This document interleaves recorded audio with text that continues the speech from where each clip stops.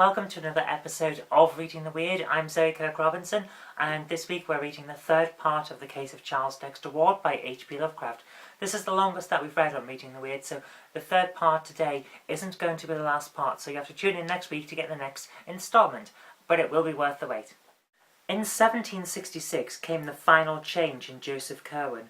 It was very sudden, and gained wide notice amongst the curious townfolk, for the air of suspense and expectancy dropped like an old cloak, giving instant place to an ill-concealed exultation of perfect triumph.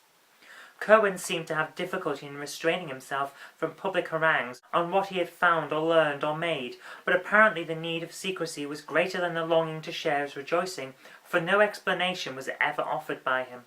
It was after this transition, which appears to have come early in July, that the sinister scholar began to astonish people by his possession of information which only their long-dead ancestors would seem to be able to impart.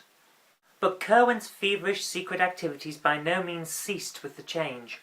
On the contrary, they tended rather to increase, so that more and more of his shipping business was handled by the captains, whom he now bound to him by ties of fear as potent as those of bankruptcy had been. He altogether abandoned the slave trade, alleging that its profits were constantly decreasing. Every possible moment was spent at the Pawtuxet farm, though there were rumours now and then of his presence in places which, though not actually near graveyards, were yet so situated in relation to graveyards that thoughtful people wondered just how thorough the old merchant's change of habits really were. Ezra Whedon, though his periods of espionage were necessarily brief and intermittent on account of his sea voyaging, had a vindictive persistence which the bulk of the practical townfolk and farmers lacked, and subjected Curwen's affairs to a scrutiny such as they had never had before. Many of the odd manoeuvres of the strange merchant's vessels had been taken for granted on account of the unrest of the times, when every colonist seemed determined to resist the provisions of the Sugar Act, which hampered a prominent traffic. Smuggling and evasion were the rule in Narragansett Bay, and nocturnal landings of illicit cargoes were continuous commonplaces. But Whedon, night after night, following the lightest or small sloops which he saw steal off from the Curwen warehouses at the Town Street docks, soon felt assured that it was not merely His Majesty's armed ships which the sinister skulker was anxious to avoid.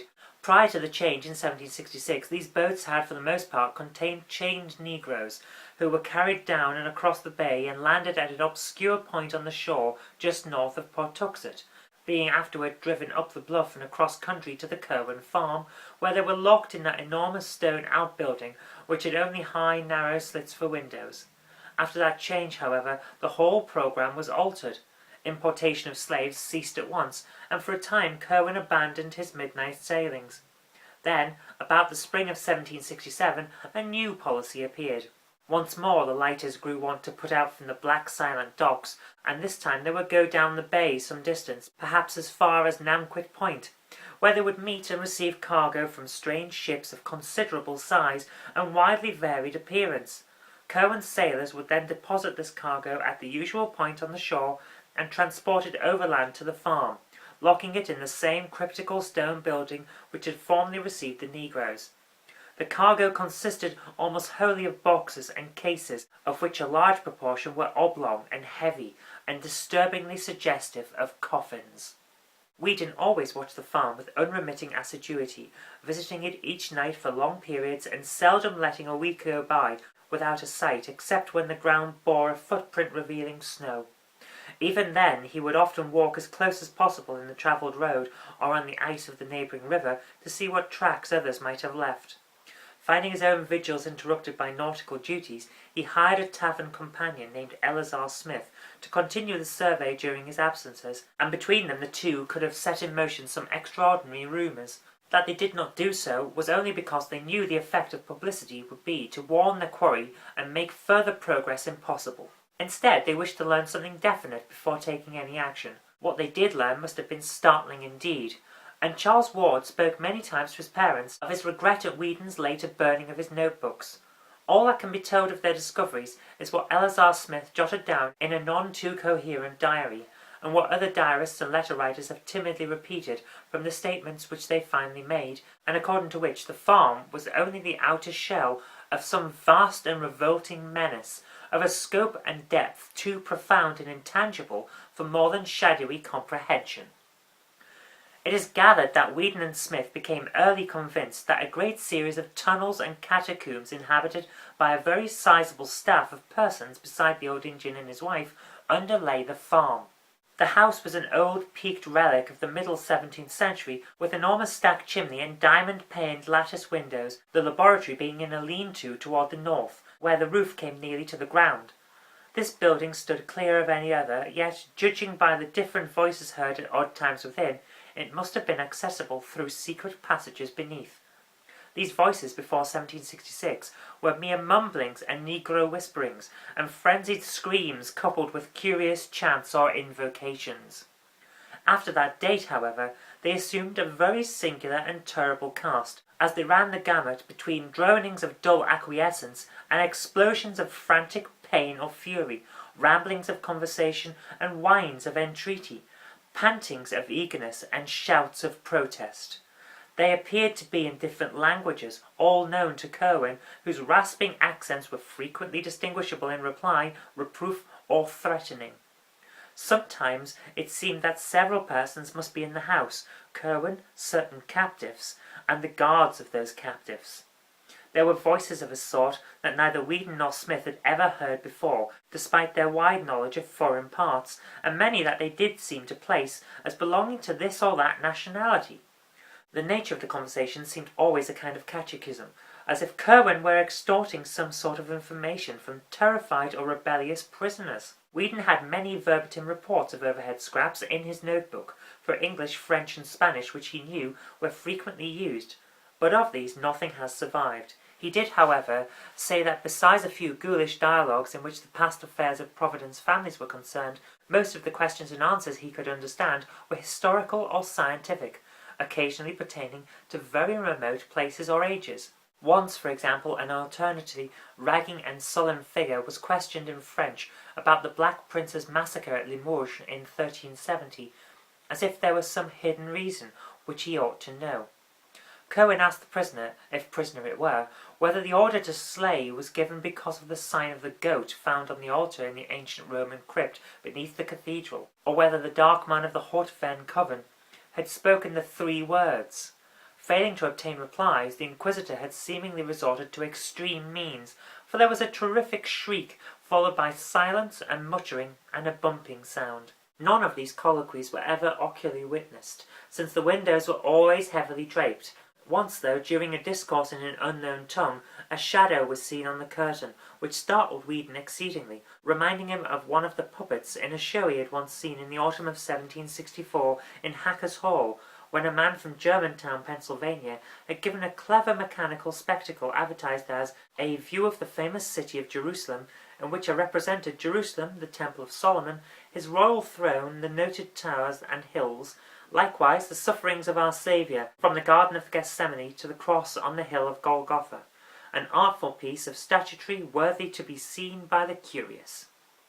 It was on this occasion that the listener, who had crept close to the window of the front room whence the speaking proceeded, gave a start which roused the old Indian pair and caused them to loose the dogs on him. After that, no more conversations were ever heard in the house, and Whedon and Smith concluded that Curwen had transferred his field of action to regions below. That such regions in truth existed seemed amply clear from many things. Faint cries and groans unmistakably came up now and then from what appeared to be the solid earth, in places far from any structure, whilst hidden in the bushes along the river bank of the rear, where the high ground sloped steeply down to the valley of the Pawtuxet, there was found an arched oaken door in a frame of heavy masonry, which was obviously an entrance to caverns within the hill. When or how these catacombs could have been constructed, Whedon was unable to say, but he frequently pointed out how easily the place might have been reached by bands of unseen workmen from the river. Joseph Curwen put his mongrel seamen to diverse uses indeed. During the heavy spring rains of 1769, the 2 watchers kept a sharp eye on the steep river bank to see if any subterranean secrets might be washed to light, and were rewarded by the sight of a profusion of both human and animal bones in places where deep gullies had been worn in the banks. Naturally, there might be many explanations of such things in the rear of a stock farm and in a locality where old Indian burying grounds were common, but Whedon and Smith drew their own inferences. It was in January 1770, whilst Whedon and Smith were still debating vainly on what, if anything, to think or do about the whole bewildering business, that the incident of the Fortaleza occurred. Exasperated by the burning of the revenue sloop Liberty at Newport during the previous summer, the customs fleet under Admiral Wallace had adopted an increased vigilance concerning strange vessels, and on this occasion His Majesty's armed schooners Cygnet, under Captain Charles Leslie, captured after a short pursuit one early morning the snow Fortaleza of Barcelona, Spain, under Captain Manuel Arruda, bound according to its log from Grand Cairo, Egypt, to Providence. When searched for contraband material, the ship revealed an astonishing fact that its cargo consisted exclusively of Egyptian mummies, consigned to sailor A.B.C., who had come to remove his goods in a lighter just off Nanquit Point, and whose identity Captain Arruda felt himself in honour bound not to reveal. The Vice-Admiralty Court at Newport, at a loss what to do in view of the non-contraband nature of the cargo on the one hand, and the unlawful secrecy on the entry of the other hand, compromised on Collector Robinson's recommendation by freeing the ship but forbidding it a port in Rhode Island waters. There were later rumours of it having been seen in Boston harbour, though it never openly entered the port of Boston. This extraordinary incident did not fail of wide remark in Providence, and there were not many who doubted the existence of some connection between the cargo of mummies and the sinister Joseph Curwen, his exotic studies and his curious chemical importations being common knowledge, and his fondness for graveyards being common suspicion. It did not take much imagination to link him with a freakish importation which could not conceivably have been destined for anyone else in the town. As if conscious of this natural belief, Curwen took care to speak casually on several occasions of the chemical value of the balsams found in mummies, thinking perhaps that he might make the affair seem less unnatural, yet stopping just short of admitting his participation.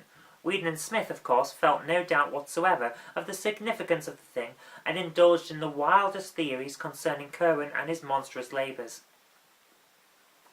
The following spring, like that of the year before, had heavy rains, and the watchers kept careful track of the riverbank behind the Curwen farm. Large sections were washed away, and a certain number of bones discovered, but no glimpse was afforded of any actual subterranean chambers or burrows. Something was rumoured, however, at the village of Portuxet, about a mile below, where the river flows in falls over a rocky terrace to join the placid landlocked cove. There, where quaint old cottages climbed the hills from the rustic bridge, and fishing smacks lay anchored at their sleepy docks, a vague report went round of things that were floating down the river and flashing into sight for a minute as they went over the falls.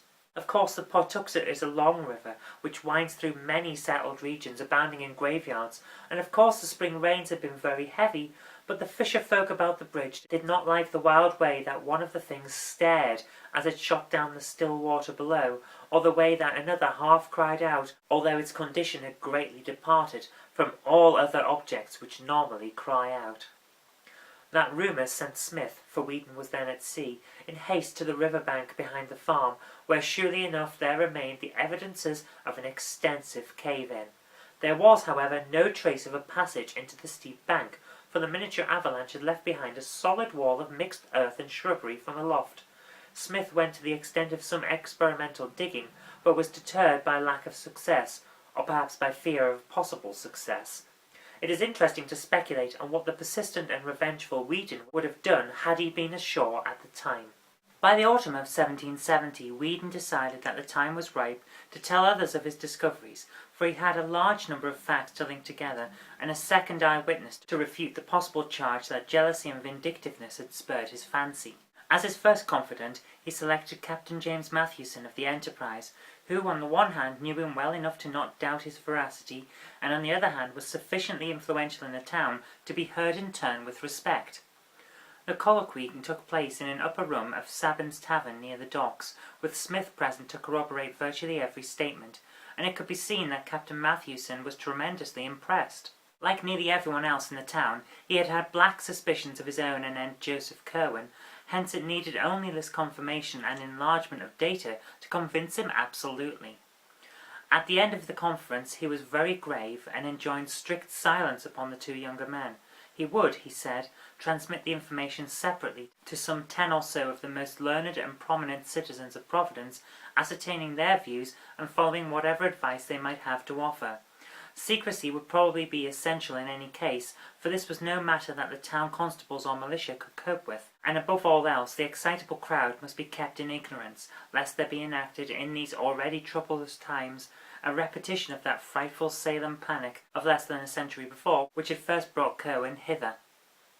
The right persons to tell, he believed, would be Dr. Benjamin West, whose pamphlet on the late transit of Venus proved him a scholar and keen thinker. Reverend James Manning, president of the college, which had just moved up from Warren and was temporarily housed in a new King Street schoolhouse, awaiting the completion of its building on the hill above Presbyterian Lane.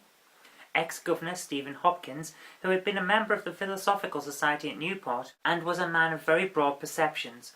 John Carter, publisher of the Gazette, all four of the Brown brothers, John, Joseph, Nicholas and Moses, who formed the recognized local magnates, and of whom Joseph was an amateur scientist of parts.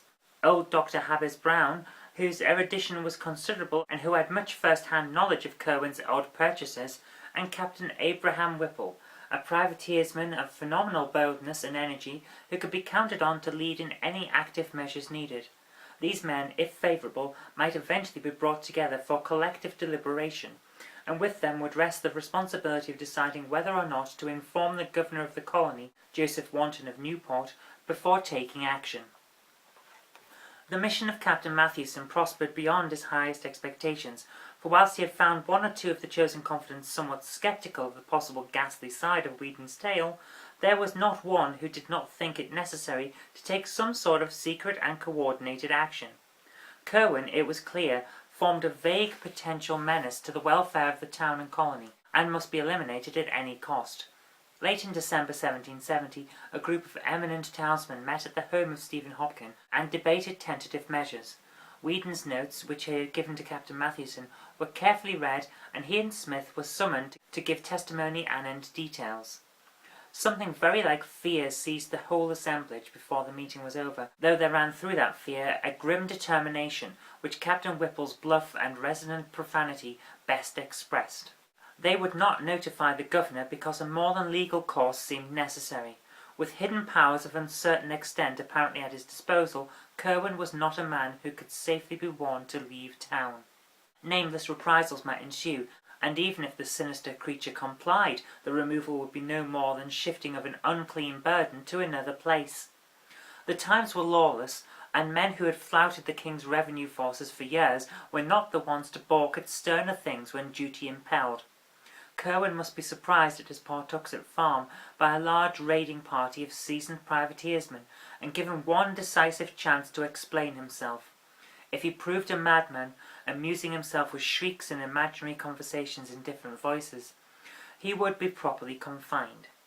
If something graver appeared, and if the underground horrors indeed turned out to be real, he and all with him must die.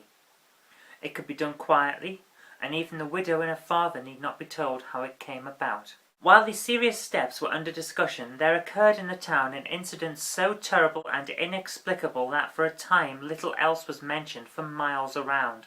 In the middle of a moonlight January night, with heavy snow underfoot, there resounded over the river and up the hill a shocking series of cries, which brought sleepy heads to every window, and people around Weybosset Point saw a great white thing plunging frantically across the badly cleared space in front of the Turk's Head.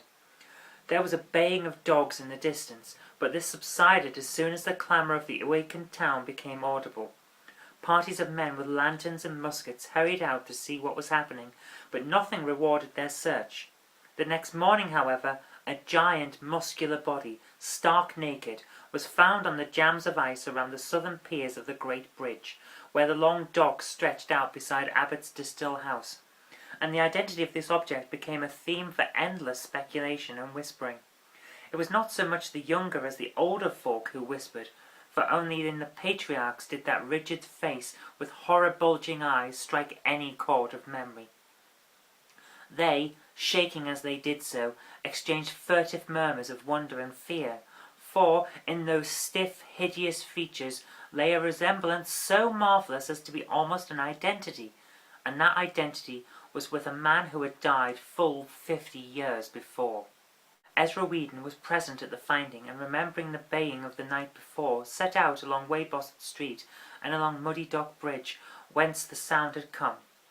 He had a curious expectancy, and was not surprised when, reaching the end of the settled district, where the street merged into the Pawtuxet Road, he came upon some very curious tracks in the snow.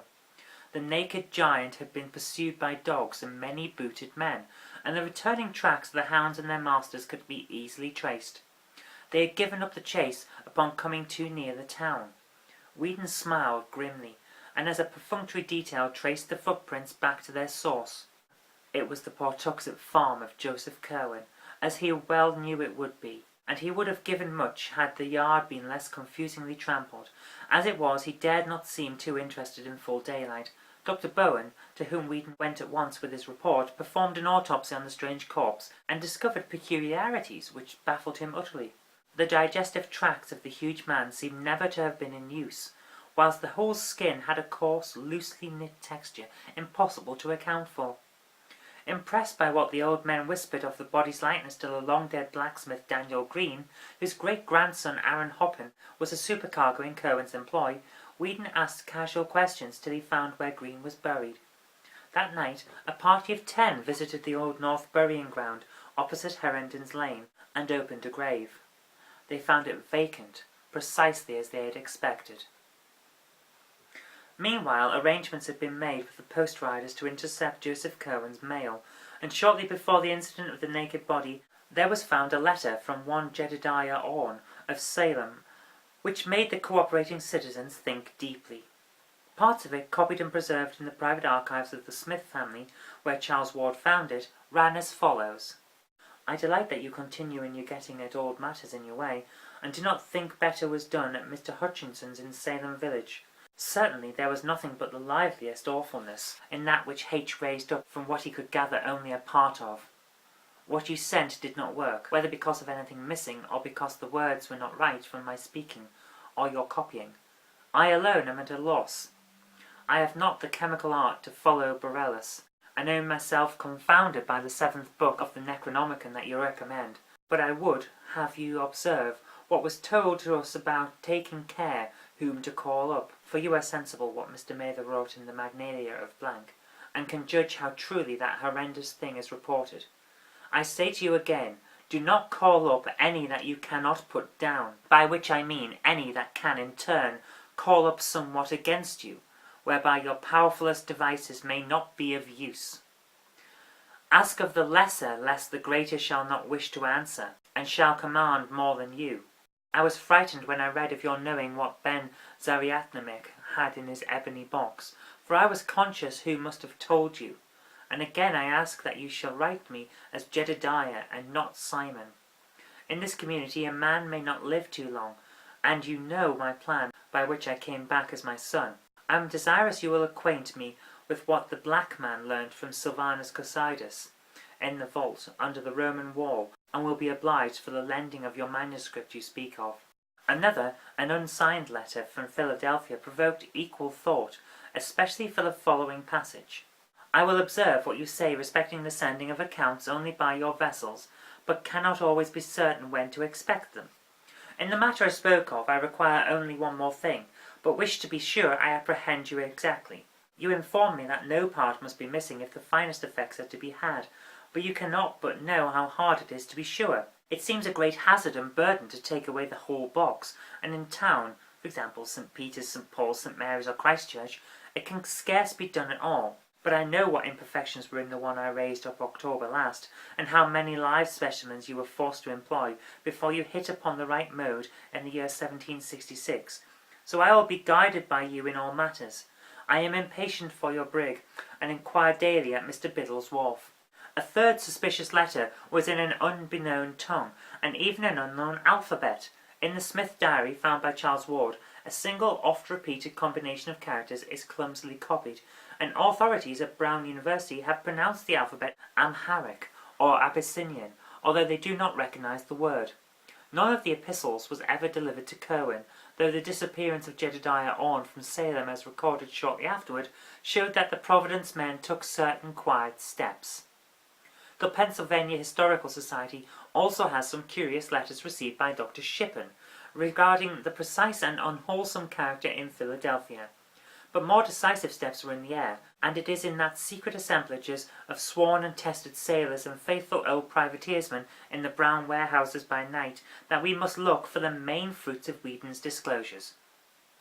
Slowly and surely a plan of campaign was under development which would leave no trace of Joseph Curwen's noxious mysteries.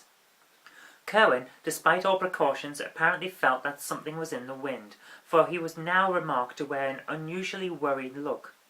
His coach was seen at all hours in the town and on the Pawtuxet Road, and he dropped little by little the air of forced geniality with which he had latterly sought to combat the town's prejudice. The nearest neighbours to his farm, the Fenners, one night remarked a grey shaft of light shooting into the sky from some aperture in the roof of their cryptical stone building with the high, excessively narrow windows, an event which they quickly communicated to John Brown in Providence. Mr. Brown had become the executive leader of the secret group bent on Curwen's extirpation, and had informed the Fenners that some action was about to be taken. This he deemed needful because of the impossibility of their not witnessing the final raid, and he explained his course by saying that Curwen was known to be a spy of the customs officers at Newport, against whom the hand of every Providence shipper, merchant and farmer was openly or clandestinely raised. Whether the ruse was wholly believed by neighbours who had seen so many queer things is not certain, but at any rate the Fenners were willing to connect any evil with a man of such queer ways. To them Mr. Brown had entrusted the duty of watching the Curwen farmhouse and of regularly reporting every incident which took place there. And we'll leave it there this time, so tune in next week for the next part of The Case of Charles Dexter Ward by H.P. Lovecraft. It's a long one, so it's going to take a few weeks to get through, but I think it'll be worth the wait. But anyway, thank you very much for watching this time. If you did like it, remember to click the like button and share it with your friends so that they can hear a good book too. And do subscribe for future videos because there will be more in the future. But until next time, I've been Zoe Kirk-Robinson, you've been watching Reading the Weird, and I'll see you next time.